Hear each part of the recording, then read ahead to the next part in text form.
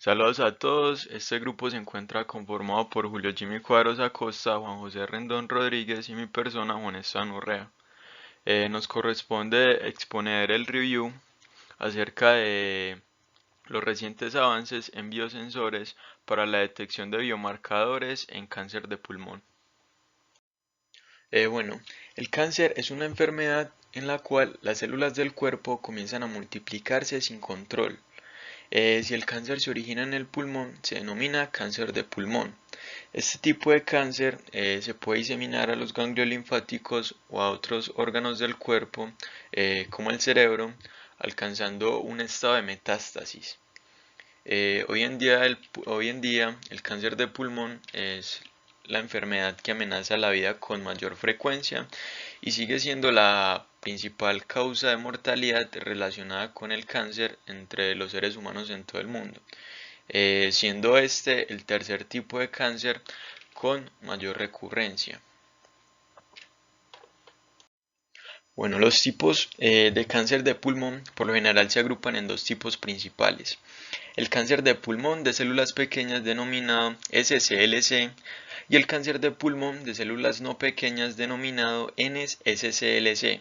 Estos tipos de cáncer crecen de manera distinta y requieren distintos tipos de tratamiento. El cáncer de pulmón de células no pequeñas es más frecuente que el cáncer de pulmón de células pequeñas. Histológicamente, el cáncer de pulmón de células no pequeñas tiene tres tipos. El carcinoma de células grandes, el adenocarcinoma y el carcinoma de células escamosas. Debido al mal diagnóstico y pronóstico en la etapa temprana, la tasa de mortalidad de los pacientes con cáncer de pulmón se mantiene en un nivel muy alto. Ahora bien, el cáncer es una enfermedad en la cual no se tiene una manifestación evidente y por ende no se sabe qué se está pasando en un sistema. Desde allí se plantean los biomarcadores, que son características o signos moleculares que permiten determinar el estado fisiopatológico de un sistema.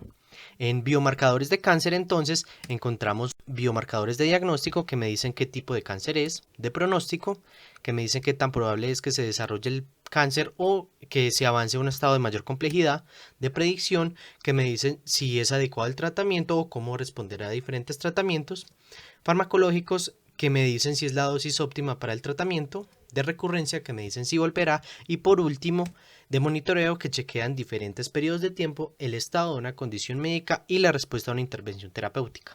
Entonces, para poder categorizar todos estos biomarcadores es importante conocer estos signos moleculares, como el ADN, sabemos pues que es la molécula que contiene la información genética, variaciones en fragmentos de esta cadena se relacionan a cómo se desarrollan las enfermedades y cómo será la respuesta a algún tratamiento, como también para validar la seguridad de fármacos. El ARN, por su parte, contiene la información necesaria para la traducción de proteínas.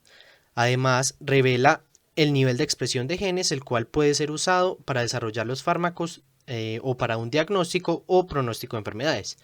Así, pues, las proteínas, además de ser el biomarcador más directo clínicamente, son las moléculas encargadas de realizar funciones biológicas de vital importancia para las células. Es por esto que son muy utilizados como blancos terapéuticos y por último, los metabolitos, que son sustancias catalogadas como productos o intermediarios de procesos metabólicos. Son muy utilizados en el monitoreo de tratamientos en donde se puede medir la eficacia y la seguridad farmacológica como también en la selección de pacientes para tratamientos. Ahora, pues vamos a ver a más a detalle las proteínas como biomarcadores en el artículo, en este review que estamos presentando. Entonces esta diapositiva muestra como tal el esquema general del funcionamiento de un biosensor. Entonces, este se basa en la detección de un analito. ¿Cómo lo detecta? Mediante su interacción o la cuantificación de esa reacción o no del analito con este elemento de bioreconocimiento. Esto va a generar una señal y ya se puede transducir esa señal dependiendo del tipo de biosensor. Entonces puede ser electroquímico, óptico, calorimétrico o basado en piezoeléctricos. Ya con esta información, eso se transduce a una señal eléctrica y se permite hacer un análisis cuantitativo y analítico. Entonces, por ejemplo, aquí tenemos la señal roja correspondiente a una mayor detección o cantidad de antígeno presente en esta muestra. Lo primero que vamos a tener en cuenta para esta parte de biosensores electroquímicos es que un biosensor electroquímico funciona a partir de una enzima previamente elaborada en un laboratorio para un biomarcador específico. El biosensor se va a fabricar partiendo de una barra de acero rodeada de plástico a la que se le aplica un material conductor, un metal conductor, conocido como electrodo. En muchos casos, esta fina capa va a ser el oro. Esto con el fin de que se adquiera una propiedad conductora. Luego, mediante el uso de una micropipeta, se va a esparcir la enzima específica para el biomarcador sobre el electrodo. Y se van a esparcir otros elementos químicos, los cuales van a interactuar con la muestra a analizar por medio de una reacción de oxidación, donde los electrones se van a movilizar sobre la capa de metal hacia la barra de acero, generando cambios en corriente que se van a procesar mediante un equipo que va a cuantificar la muestra. Ahora continuamos con el tipo de biosensor óptico. Este tiene una configuración que integra una fuente de luz, un prisma, un detector y un electrodo. Por ejemplo, va a ser un electrodo de oro. Su funcionamiento consta en una fuente de luz que pasa a través del prisma hasta el electrodo y se refleja hacia el detector, formando un ángulo de incidencia que se va a trasladar a una banda. Esta es la banda, la cual va a permitir modelar una gráfica como la que tenemos acá abajo, en la que se puede ver la profundidad en la curva de intensidad. Entonces, dependiendo del ángulo de incidencia para la que se tenga la muestra, y dependiendo, ese ángulo va a depender de la posición entre el biomarcador y la enzima específica para ese biomarcador, y dependiendo de esto la gráfica se va a mover hacia la izquierda o hacia la derecha, como se aprecia en este ejemplo. Aquí se encuentran muy separadas, por lo tanto se encuentra establecida la gráfica de esta manera, y cuando se juntan el biomarcador con la enzima, la gráfica tiende a correrse hacia la derecha. Entonces, a continuación, presentaremos una de las proteínas evaluadas y sus resultados de acuerdo con el tipo de biosensor implementado. Este primero es el de los biosensores electroquímicos. Igualmente este análisis más adelante lo presentaremos para los de tipo óptico y para los de un grupo llamado otros biosensores. Entonces en esta tabla se presenta una columna que indica el rango lineal, que básicamente se refiere al intervalo en el que la sensibilidad del sensor es constante. Hay una segunda columna que indica el límite de detección, que es la cantidad mínima de analito cuya señal se puede distinguir del ruido. Y tenemos también la desviación estándar relativa y finalmente una columna de la referencia con los autores de cada experimento. En la siguiente diapositiva presentaremos uno de los experimentos con la proteína CEA. Los inmunoensayos pueden clasificarse según el uso o no de marcas. Con el marcaje se realiza la detección de forma indirecta gracias a la señal de una marca externa unida al antígeno, al anticuerpo o el inmunocomplejo. Pero, por otro lado, existe el tipo de inmunoensayo sin marcaje o directo, que es este caso, y se apoya en la detección de cambios de propiedades físico-químicas de estos compuestos. En este estudio se implementaron nanocompuestos de disulfuro de molibdeno cargados con nanotubos de azul de Prusia como plataforma de detección de esta proteína CEA. En cuanto a biosensores ópticos, se han propuesto contra estas 5 proteínas, en donde NSE se crearon inmunosensores fotoelectroquímicos que fueron más sensibles ante esta proteína por medio de matrices de dióxido de titanio hiperramificado como potenciadores de señales, modificadas con dopamina como sensibilizador. Para cifra 21.1 se desarrolló un biosensor fotoeléctrico basado en nanocompuestos biofuncionales de dopamina con un semiconductor como óxido de tungsteno como sensor plataforma, obteniendo muy buena sensibilidad y un amplio rango de medición.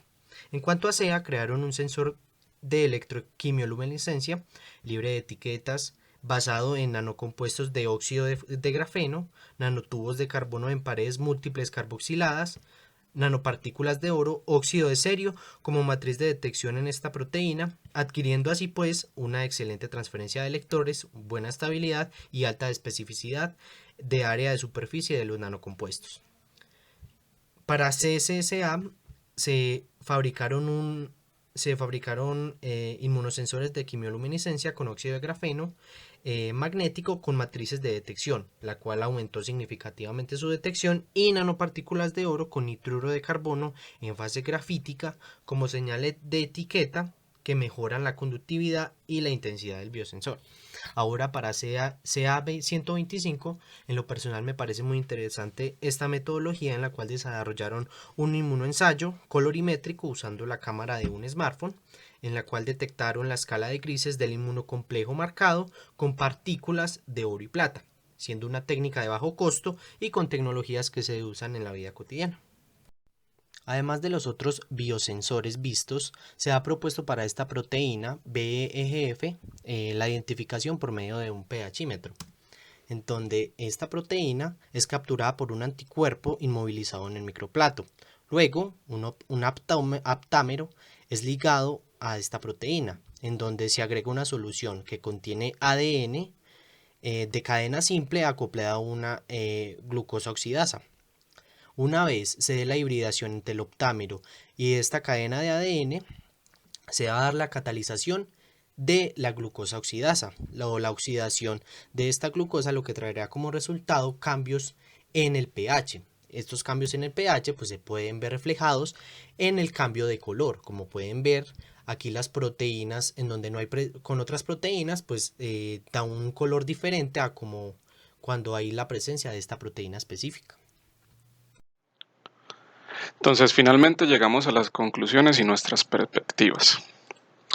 Iniciando con los nanomateriales, encontramos que estos permiten un mejoramiento de las técnicas de detección moleculares. Esto es gracias a que amplifican la magnitud de la detección, son mejores conductores, tienen una mayor actividad catalítica y son altamente biocompatibles. A futuro, nosotros consideramos que se deben evaluar y explorar otros tipos de nanomateriales que igualmente sean beneficiosos para estas aplicaciones biomédicas. Con respecto a la detección temprana, encontramos que estos biomarcadores analizados en los artículos no son recomendados como tal para esta detección temprana de cáncer de pulmón, pero sí permiten ayudar y apoyar el diagnóstico y pronóstico. Luego, tenemos en cuenta los retos. Entonces, el cáncer tiene una alta complejidad biológica, por eso es de suma importancia apostar por el estudio de técnicas que permitan detectar y obtener una detección más temprana. Además, se requiere de perfeccionar la sensibilidad y especificidad de estas técnicas con el uso de biomarcadores debido a que todavía están en desarrollo. La creación de biosensores que detecten múltiples biomarcadores será de gran aporte en el diagnóstico de diversas enfermedades simultáneamente.